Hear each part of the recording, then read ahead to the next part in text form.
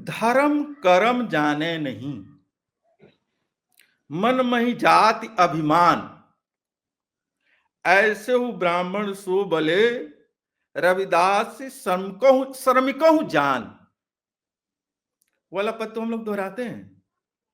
ब्राह्मण की बार बार क्यों कर रहे हैं? आखिर चंडाल से ब्राह्मण की तुलना क्यों कर रहे हैं? श्रमिक से ब्राह्मण की तुलना क्यों कर रहे हैं? दलित से अरे उस अरे सकल गुढ़ीना शूद्र पूजन ज्ञान प्रवण का जो जवाब दे रहे हैं, तो ब्राह्मण की क्यों बात करें? ब्राह्मण का सीधा मतलब उस समय के समाज में और आज के भी समाज में जो सर्वश्रेष्ठता का दावा करता है कि सामाजिक तौर पर हम सर्वश्रेष्ठ हैं, धार्मिक तौर पर हम सर्वश्रेष्ठ हैं, बौद्धिक स्तर पर हम सर्वश्रेष्ठ हैं, हम ही भू देवता हैं।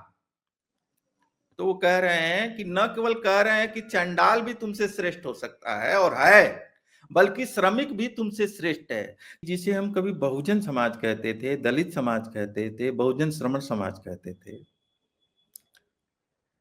वो सामाजिक तौर पर ही नहीं, सांस्कृतिक तौर पर ही नहीं, राजनीतिक तौर पर ही अब वो टुकड़े टुकड़े के जातियों में अपनी गोलबंदी कर रहा है, और ये बहुत दुखद है। दलित बहुजन नायकों की एक बहुत बड़ी खूबी रही है, उन्होंने कभी ऐसा डिमांड नहीं किया है जिसमें दूसरे के साथ कोई अन्याय हो।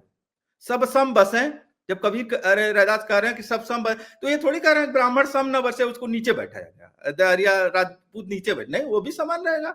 सबको मिले अन्न, उसको भी अन्न मिले। कम से कम दलित बहुजन समाज को जान लेना चाहिए कि जाति गोलबंदी और नायकों को जातियों में बांटने की कोई भी कोशिश ब्राह्मणवाद को ही मजबूत बनाएगी।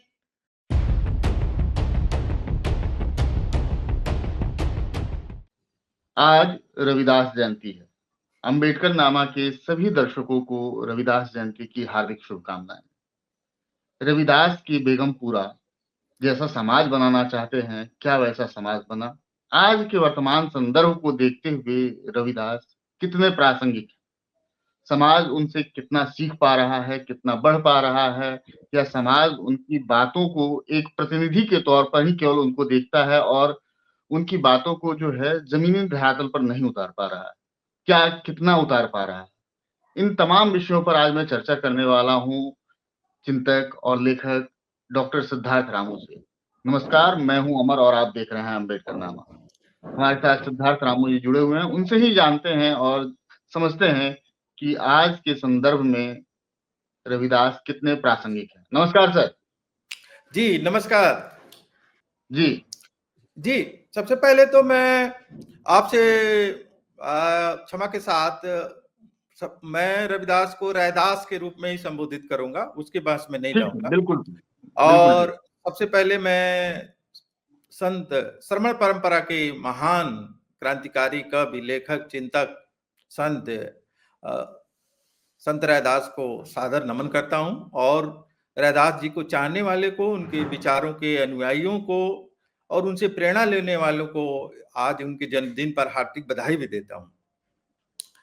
तो सबसे पहले तो मैं ये कहना चाहूंगा कि जो एक सवाल कि जहां तक रैदास की प्रासंगिकता की बात है, तो मैं प्रासंगिकता पर नहीं जाऊं। बहुत अच्छा होता है, इतिहास में बहुत अच्छा माना जाता है कि कोई इतिहास का जो नायक है, जो रैदास जैसा नायक है, कोई भी बड़ा नायक है, अगर वो प्रासंगिक न रह जाए तो बड़ा अच्छा माना, मैं मानता हूं इस बात को। प्रासंगिक होने का मतलब ये कि जिन सवालों को उठाया, जिन दुख दर्दों को उसने उठाया, जिन समस्याओं को उसने उठाया, अगर वो समस्याएं हल हो जाएं, या जिस तरह के समाज की उसने कल्पना की अगर वो बन गया होता, तो केवल आज उनको हम आदर के लिए याद कर रहे होते।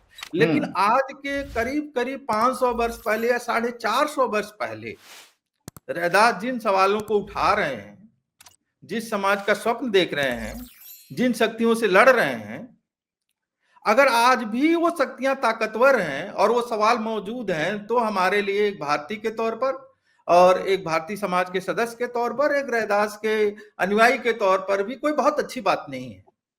फिर आते हैं हम सबसे पहले कि रैदास किस रूप में याद करें। जैसे दो बातें मैं सीधी बात कहता हूं, दो बातें। रैदास की जो सबसे बड़ी चाहत थी कि वो ये कहते हैं कि वो जब बेगमपुरा की कल्पना करते हैं, तो सबसे बड़ी कल्पना जो करते हैं वो कल्पना है मिले सबे को अन्न। बिल्कुल। और दूसरा पंक्ति उसकी है कि सब सम बसें, रैदास रहे प्रसन्न। तो वो दो बात कह रहे हैं। पहली बात ये कह रहे हैं मिले सबे को अन्न। अब यह जान लीजिए कि अन्न से जो मतलब होता है, अन्न क्या है? कहते हैं कि भाई आपको देश को या किसी व्यक्ति को अन्न मिल रहा है कि नहीं। अन्न का सीधा अर्थ रोटी नहीं है, यानी एक आदमी को जिंदा रहने के लिए जो भी भौतिक जरूरतें उसकी हैं वो पूरी हो रही हैं कि नहीं, पहली शर्त होती है किसी इंसान की शुरुआती वहीं से होती है जब उसकी न्यूनतम जरूरतें, रोजी कपड़ा मकान की न्यूनतम जरूरतें पूरी हो रही। और दूसरा सब सम बसें, यानी जो भी लोग उस में रहें वो समान रूप से रहें, सबका समान दर्जा हो, सब लोग समान तरीके से बसे। अब देखिए रैदास क्या कह रहे हैं कि लोगों की भौतिक जरूरतें भी पूरी हो, रोजी कपड़ा मकान की जरूरत भी पूरी हो, और इसके साथ सबके साथ समानता का व्यवहार हो। उस समय दो बड़ी समस्याएं थी। रात दिन लोग खटते थे, जिन्हें हम दलित कहते हैं, बहुजन कहते हैं, शूद्र कहते हैं, पसमानदा कहते हैं, आदिवासी कहते हैं, महिलाएं कहते हैं, जो भी मेहनत कश लोग हैं, वो रात दिन खटते थे, उसके बाद भी उनको अन्न नहीं मिल पाता। यानी उनकी जो न्यूनतम जरूरत है रोटी कपड़ा मकान की, वो भी उनको पूरी नहीं हो पाती थी। तो रैदास कह रहे हैं मिले सबे को अन्न। और दूसरी बात कहते हैं कि समता, सम बसें, तो रैदास रहे प्रसन्न। यानी रैदास को खुशी तब कब होगी जब सबके साथ समानता का व्यवहार हो और सबकी जरूरतें पूरी हो। अब हम इस सवाल पर जरा सा देखने की यहां कोशिश करते हैं कि रैदास आज क्या स्थिति है। आज भी हमारे देश के अंदर ये सवाल तक नहीं हल हो पाया 500 वर्षों में कि सबको अन्न मिले। कभी झारखंड से खबर आएगी कोई लड़की भूख से मर गई, भात भात कहते। कभी उड़ीसा से खबर आएगी कि अरे अरे भात भात कहते मर गई। और महाराष्ट्र जैसे राज्य से अभी परसों खबर आएगी कि 38% जो बच्चे हैं वो उनका पोषण का लेवल इतना नीचे है कि उनकी जो जिसको कहते हैं जितनी लंबाई होनी चाहिए, जितना वजन होना चाहिए, वो भी नहीं है। तो और 80 करोड़ लोगों को कहा जा रहा है कि अन्न किसी तरह बांटा जा रहा है तो उनका पेट भर रहा है, मतलब उनको अन्न दिया जा रहा है तो कुछ खा ले रहे हैं। ये सवाल कहां हल हुआ? और सब सम बसें। सम तो क्या हुआ? जाति तो नहीं गई, वर्ण व्यवस्था आधारित भेदभाव तो नहीं गया, स्त्री पुरुष आधारित भेदभाव तो नहीं गया। एक नया भेदभाव जो कॉर्पोरेट का है कि 1% लोग जो हैं इस देश की 40% संपदा पर कब्जा कर लिए हैं, 10% जो लोग हैं इस देश की वो 60-70% संपदा पर कब्जा कर लिए हैं। तो प्रासंगिकता का कोई सवाल ही नहीं। दूसरी बात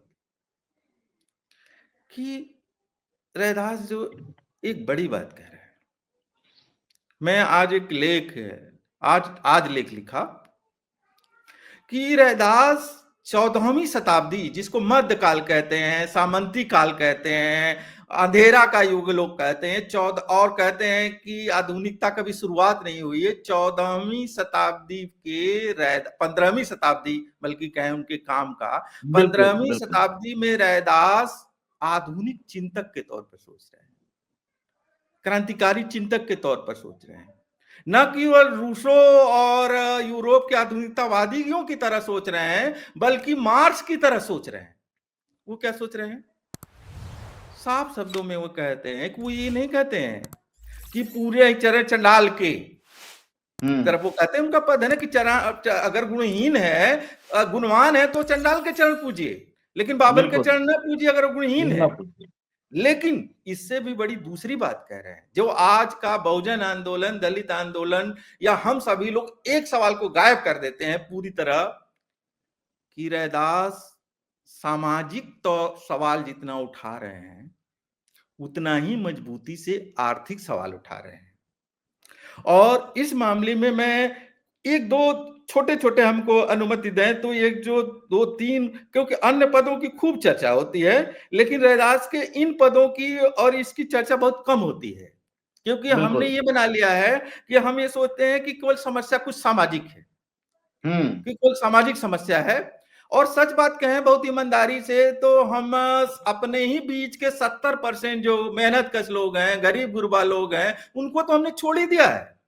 राजनीतिक तौर पे तोड़िए तो हमने छोड़ दिया उनको केजरीवाल के भरोसे कि वो कुछ बिजली पानी दे देंगे, हमारा वो सवाल नहीं है। मतलब हम उस सवालों से एक किस्म से मुंह मोड़ रहे हैं। इस मामले में एक सेकंड के लिए हमको समय दें तो बिल्कुल आप ये बिल्कुल देखें कि कह क्या रहे हैं, धर्म कर्म जाने नहीं, मन मही जाति अभिमान, ऐसे हु ब्राह्मण सो बले, रविदास श्रमिकहु जान। वाला पद तो हम लोग दोहराते हैं। ब्राह्मण की बार बार क्यों कर रहे हैं? आखिर चंडाल से ब्राह्मण की तुलना क्यों कर रहे हैं? श्रमिक से ब्राह्मण की तुलना क्यों कर रहे हैं? दलित से अरे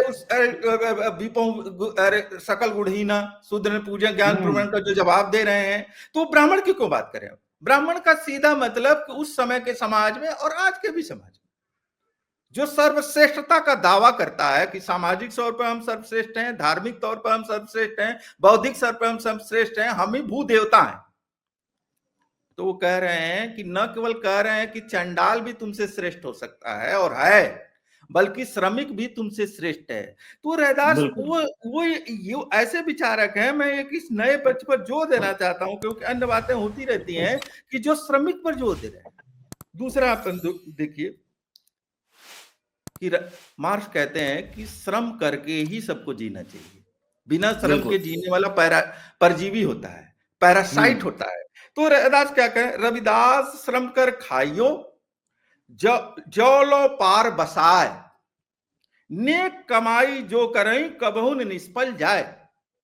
रैदास श्रम करके खाने पर जोर दे रहे हैं। तीसरी बात क्या कह रहे हैं? उस समय एक प्रचलन था ब्राह्मणवादियों में कि ब्रह्मचर्य आश्रम में चले जाओ, सन्यास बन जाओ। तो क्या करें? नेक कमाई जे करें गृह तज बन नहीं जाए। वो आदमी महान है जो घर में रहते हुए श्रम करते हुए अपना जीवन यापन करता है। वो घर छोड़ करके सन्यासी नहीं बनता, क्योंकि जो भी सन्यासी बनेगा किसी दूसरे की कमाई पर ही खाएगा, आश्रित रहेगा। बिल्कुल। एक बात मैं यहाँ जोर देके कहना चाहता हूं, मैंने विस्तार से इसमें लिखा है कि एक चीज सब लोग हम लोग जानते हैं कि आधुनिकता की शुरुआत यूरोप में हुई, फिर उस आधुनिकता का अगला चरण के रूप में मार्क्सवाद समाजवाद आया, और मार्क्सवाद समाजवाद का कम्युनिस्टों के रूप में माना जाता है कि जो श्रम और श्रमिक को केंद्र में रखता है। 15वीं शताब्दी में, यानी मार्क्स से भी करीब 350-400 वर्ष पहले, श्रम और श्रमिक को जो व्यक्ति केंद्र में ले देता है, समतापूर्वक समाज की कल्पना करता है, उस व्यक्ति का नाम रैदास है। और यहाँ वो समय नहीं है, संक्षेप में आपको कहूं कि मैंने दुनिया भर के उस समय के और 16वीं 17वीं 18वीं शताब्दी के चिंतकों विचारकों से रैदास को तुलना करके देखा। यहां तक कि जो फ्रांसीसी क्रांति हुई थी उसमें भी कहा गया था स्वतंत्रता समता बंधुता, लेकिन वो जानते किसके लिए थी? केवल मर्दों के लिए, संपत्तिशालियों के लिए और गोरों के लिए। इसी तरह 1776 में अमेरिकी क्रांति होती है तो मानवाधिकार का घोषणा पत्र कहा जाता है, लेकिन जानते किसके लिए था? केवल गोरों के लिए, मर्दों के लिए और संपत्तिशालियों के लिए। काले नहीं थे उसमें, महिलाएं नहीं थी उसमें, निग्रो ने। और 14वीं 15वीं शताब्दी में रैदास से बात कर रहे हैं। आप सोचिए कि पराधीनता पाप है, पराधीन बेदीन, रैदास कह रहे हैं। मैंने पराधीनता के संदर्भ में जो उन्होंने पद लिखे हैं कि स्वतंत्रता के कितने बड़े समर्थक हैं। तो ऐसे रैदास और ऐसा क्यों कर पाते हैं, एक बात कह करके मैं फिर आता हूं आपकी बात पर कि आखिर 15वीं शताब्दी में इतना बड़ा दार्शनिक चिंतक, क्रांतिकारी चिंतक, आधुनिक चिंतक मध्यकाल में कैसे पैदा हो गया? 3 बातें। जिस समाज में पैदा हुए थे उसका वर्गी जो समाज में वर्ग चलता है वो मेहनत कश वर्ग है, और रैदास खुद भी मेहनत करके जीते थे, और जो लिखते थे बोलते थे वो उसके बदले में कोई दान स्वीकार करके नहीं जीते थे, अपने श्रम से जीते थे और तब बोलते थे। दूसरा, जिसको अंत्यज कह दिया गया है, सबसे नीचे का, वहां पैदा हुए थे सामाजिक तौर पर, यानी जो उनका जो समाज का सबसे निचला समाज कहा जाता है, लेकिन वास्तव में जो इस देश दुनिया का रचयिता है अपने श्रम से, अपने मेहनत से, अपने हुनर से, उस समाज में वो पैदा हुए। लेकिन इतने से बात नहीं बनती है। तीसरी बात यह है जो विरासत कोई किसी के दिमाग में अचानक विचार नहीं आता है। उसके पहले सिद्ध हैं, नाथ हैं, बुद्ध हैं, आजीवक हैं, वो विरासत की के वो वाहक है। तो मैं अपनी बात के उसमें ये कहूं कि रैदास जो हैं वो एक मध्य काल में होते हुए भी एक आधुनिक और क्रांतिकारी चिंतक हैं, और भारत न केवल दलितों की, न केवल पिछड़ों की, बल्कि भारत के मुक्ति का रास्ता खोलते हैं। एक दो बातें और बताऊं कि आधुनिकता का उनका रूप आप देखिए। बाबा साहब 3 बातों के लिए वर्ण जाति व्यवस्था के रूप के बारे में जाने जाते हैं कि वर्ण जाति व्यवस्था पर जो उनका मौलिक चिंतन है। जात के विनाश में बाबा साहब लिखते हैं कि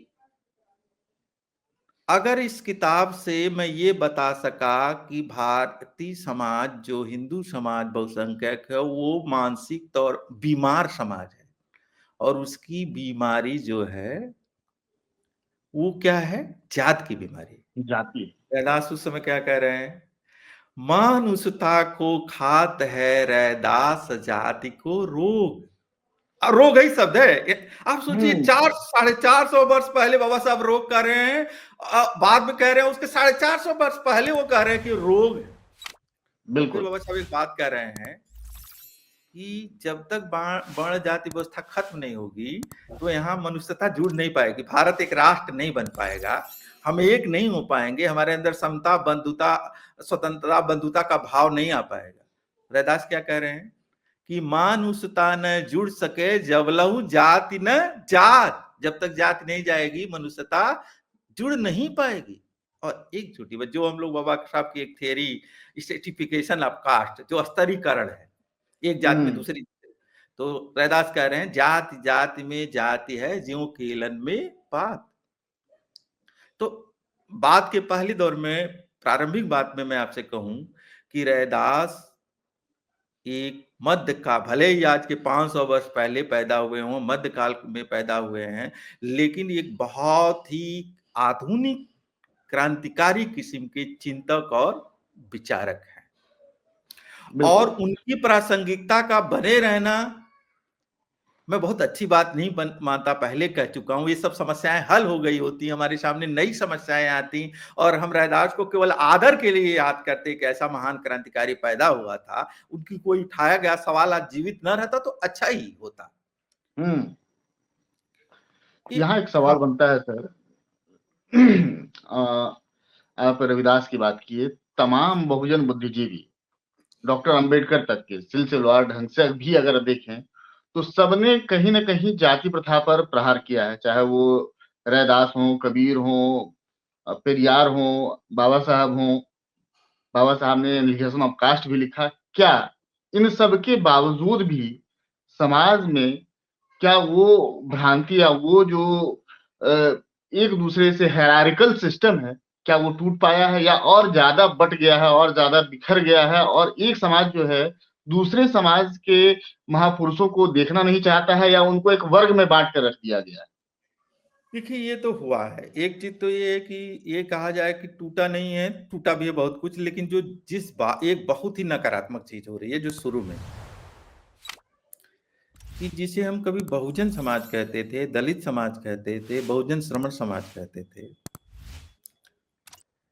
वो सामाजिक तौर पर ही नहीं, सांस्कृतिक तौर पर ही नहीं, राजनीतिक तौर पर ही अब वो टुकड़े टुकड़े के जातियों में अपनी गोलबंदी कर रहा है, और ये बहुत दुखद है।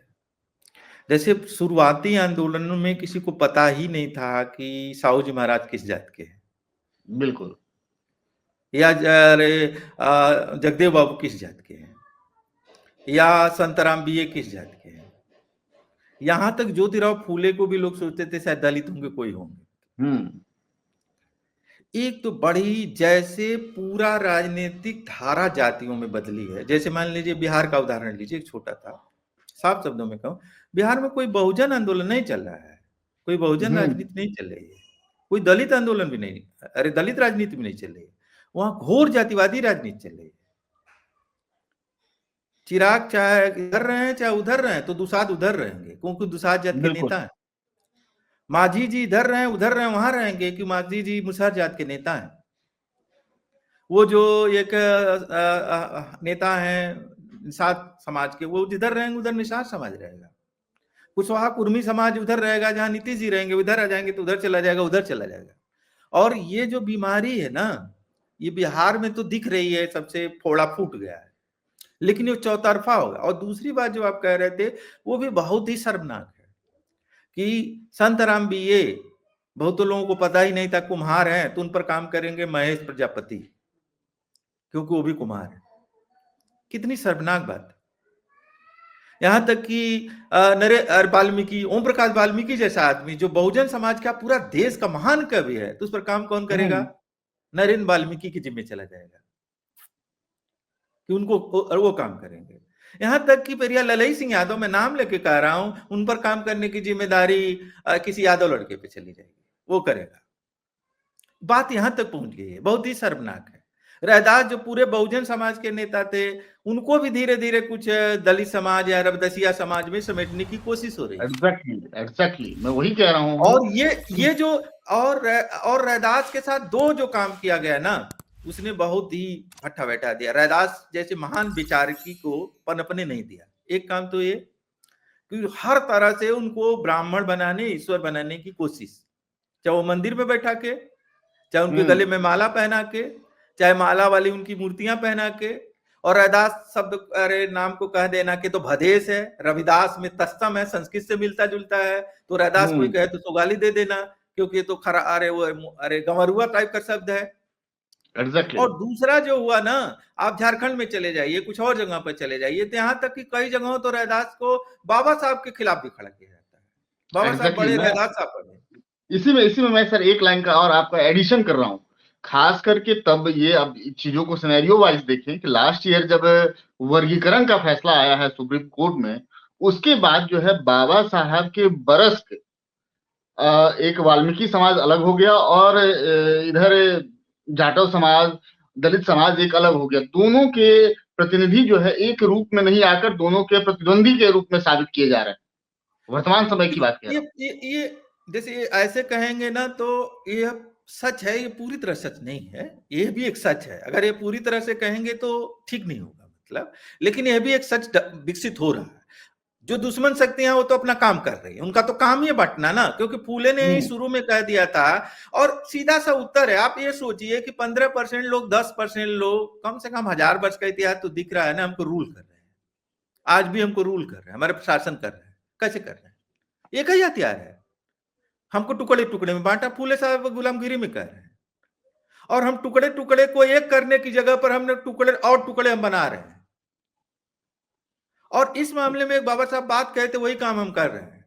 बाबा साहब ने कहा था कि जाति जितनी ही मजबूत होगी, हिंदुत्व उतना ही मजबूत होगा, ब्राह्मणवाद उतना ही मजबूत होगा, और जितना हिंदुत्व मजबूत होगा उतना ही जाति मजबूत होगी। ये जो आपको किसी किसी को लगता है कि जातिवादी लड़ाई हिंदुत्व विरोधी लड़ाई, ना ना ना ना ना, हिंदुत्व जातिवादी लड़ाई हिंदुत्ववादी लड़ाई है, हिंदुत्ववादी लड़ाई जातिवादी लड़ाई है। और एक आपको बताऊं दिलचस्प घटना तमिलनाडु की। तमिलनाडु में जो है सत्ता हटाना चाह रहे हैं ना बहुजनों की, जानते कैसे हटाना चाह रहे हैं? तमिलनाडु में थोड़ा बहुत अंतर विरोध है, लेकिन बहुजन एकजुट है। मतलब एक एक जाति नहीं लड़ रही है वहां, जैसे बिहार जैसा जातियों के नेता नहीं है, बहुजन समाज के, दलित समाज के नेता है। तो वहां ये कर रहे हैं कि एक एक जाति को उभारो और बहुजन एकता को तोड़ दो। और फिर यहाँ के जो नेता हैं, मतलब जैसे व्यक्तियों का तो स्वार्थ होता है ना कि जात का एक नेता बन के अपनी सांसदीय, विधायकी और राज्यसभा यहाँ वहां फिट कर लो। तो ये तो जान लीजिए कि अगर कोई किसी के मन में भ्रम हो, और रैदास पर फिर आए और बाबा साहब पर फिर आए, ये दोनों आदमी जो कोई भी बहुजन नायक को आप रत्ती भर जातिवादी नहीं पा सकते, रत्ती भर। अरे वो दलित वो कहीं से वो जातिवादी नहीं है। उन्होंने तो तमाम महापुरुषों ने जाति के खिलाफ जितना बोला है उतना कोई नहीं बोल सकता। और वर्तमान संदर्भ में अगर इस चीज को हम ये करें, कैलकुलेट करें, तो ये भी मुश्किल है जितना बहुजन महापुरुषों ने बोला। वर्तमान संदर्भ में अगर वो अभी आ जाए तो या तो उनकी लिंचिंग कर दी जाएगी या फिर उनको जेल में ढकेल दिया जाएगा कि भाई आप वहां स्थिर रहिए। जी जी। इसके बावजूद समाज उसमें ये नहीं हो पा रहा है। देखिए, जुड़ने की जगह बढ़ता जा रहा है राजनीतिक इच्छा की वजह से। आज हमारे सामने रैदास जयंती पर अगर हम कहें, या सबसे बड़ी जो चुनौती है वो बहुजन समाज का, दलित समाज का जातियों में बंटवारा। जैसे संत गाडगे जैसा, और मैंने जब मैंने सुना कि संत गाडगे की जयंती धोबी समाज को मना रहा है बिहार एग्जैक्टली। में, और यहाँ बना रहा है धोबी समाज मना, यानी संत गाडगे जैसा संत वो धोबी समाज का नायक हो गया। और एक बात यहाँ मैं साफ शब्दों में एक बात भी कह दूं, यह हमारा विषय नहीं है। कांशीराम साहब ने चाहे जिस उद्देश्य से काम किया कि अलग अलग जातियों को, नायकों को जातियों के नायकों के रूप में जो स्थापित करने की कोशिश की ना, चाहे उनका उद्देश्य जितना पवित्र रहा हो, चाहे इतना महान रहा हो, मैं उस पर बात नहीं, तत्कालिक तौर पर जो सफलता भी भले मिली हो, लेकिन इसने दलित बहुजन समाज का, इस परिघटना ने बहुत नुकसान पहुंचाया। हमने जल्दीबाजी एक सवाल में ये और करनी, इसी से संबंधित जब आपने बात छेड़ दी है तो बात पर बात निकल जाती है। आपने कांशीराम जी का जिक्र किया, उन्होंने जातीय नेताओं को जातीय स्तर पर को बढ़ाने के लिए तत्कालिक सफलता हासिल भी हुई, लेकिन इसमें एक चीज अंडरलाइन करने वाली है, वो भी दक्षिणपंथी संगठन के सहयोग से। देखिए मैं पॉलिटिकल इशू पे नहीं जा रहा जब हूँ, जब उन मेरा संगठनों मेरा का वैसे मेरा विचारधाराओं का नहीं उनके नहीं, साथ देखिए जुड़ाव पॉलिटिकल रहेगा। इशू पे नहीं जा रहा हूँ। दूसरा, किसी कोई कोई समझो, मैं मानता हूं कि मैं कांशीराम का मूल्यांकन का विषय भी नहीं, रैदास जयंती पे मैं बात भी नहीं करना चाहता, एग्जैक्टली। लेकिन मैं ये कह रहा हूं, मैं नहीं मानता कि उनके उनके उद्देश्य की पवित्रता पर मुझे कोई संदेह नहीं है। इस विषय पे मैं ज्यादा वो भी नहीं करना चाहता।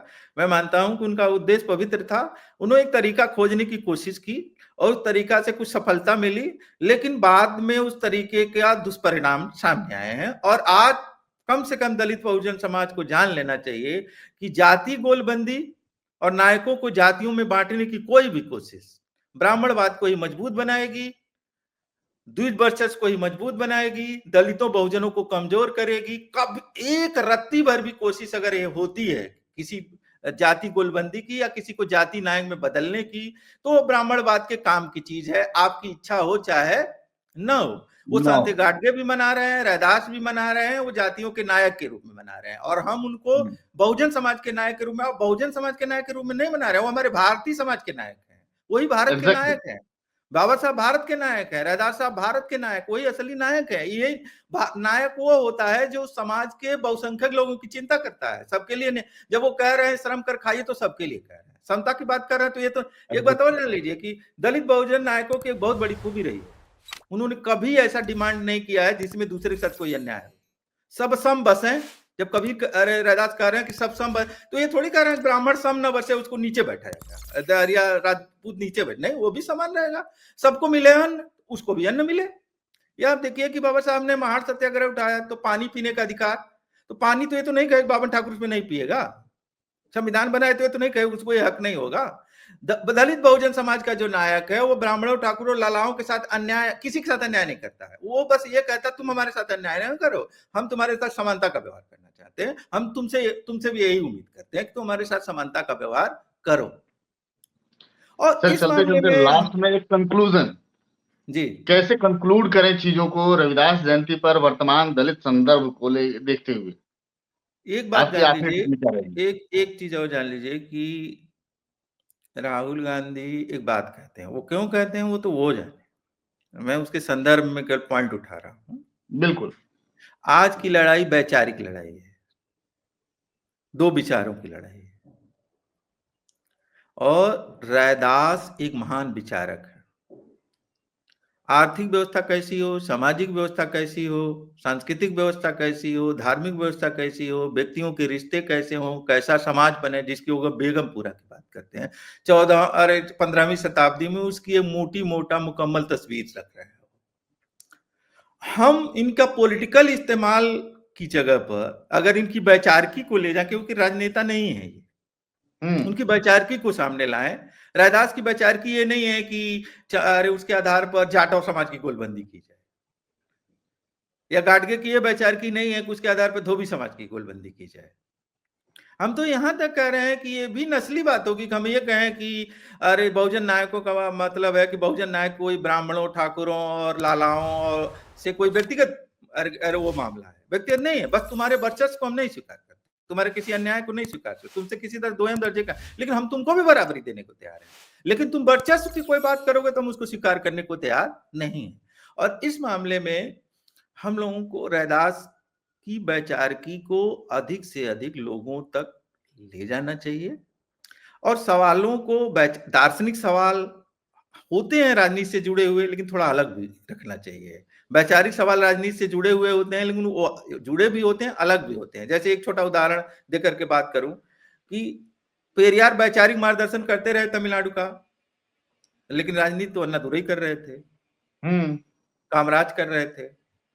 कोई जरूरी नहीं है कि जो वैचारिक नेता होता है, दार्शनिक नेता हो, राजनीतिक नेता भी हो, क्योंकि राजनीति की अपनी भी जरूरतें होती हैं और दर्शन और विचार की अपनी जरूरतें हैं। अन्नादुरई को अगर कोई वजह रही होगी ना पेरियार से अलग हट करके यार डीके की जगह डीएमके बनाने की, तो एकदम वैचारिक और राजनीतिक सवालों को एकदम एकदम मिक्स भी नहीं कर देना चाहिए, या ऐसा भी नहीं हो जाना चाहिए कि हम राजनीतिक सवालों पर बात करते करते रैदास को भी राजनीति में घसीट लाएं उसी तरीके से, और पेरियार को भी घसीट लाएं, या फूले साहब को घसीट लाएं। तो इससे भी एक बचना चाहिए, वैचारिक सवालों को वैचारिक अवसरों पर उतने ही पुरजोर तरीके से प्रस्तुत भी करना चाहिए। चलिए, बहुत बहुत शुक्रिया सर इन तमाम बातचीत का। ये कंक्लूजन के तौर पर मैं ये कह सकता हूँ, वर्तमान बहुजन समाज, दलित समाज, वंचित समाज, शोषित समाज, ये एक विमर्श जरूर करे। रविदास जयंती मनाइए, कबीर जयंती मनाइए, फूले जयंती मनाइए, पेरियार जयंती मनाइए, बाबा साहब की जयंती मनाइए, लेकिन ये विचार जरूर कीजिए, उन्होंने हमेशा जातीय गोलबंदी को तोड़ने की कोशिश की, उनको बंद करने की, जातीयता तोड़ने, खत्म करने की बात की। आप जात-जात में बँटकर अपना या समाज का हित कितना कर पाएँगे, या बटे हुए समाज क्या भारत का प्रतिनिधित्व कभी ले पाएँगे राजनीतिक स्तर पर भी? अगर आप समाज के खंड-खंड में विभक्त हो जाएँगे, तो राजनीतिक हिस्सेदारी भी मिलनी उतनी ही मुश्किल हो जाएगी। हमें समाज से प्रतिनिधि चाहिए, ना कि एक समाज का दूसरे समाज का प्रतिद्वंदी नहीं चाहिए, प्रतिनिधि चाहिए। देखते रहिए, जुड़े रहिए, हमारे चैनल को लाइक कीजिए, शेयर कीजिए, सब्सक्राइब कीजिए। बहुत-बहुत धन्यवाद। शुक्रिया। Thank you sir.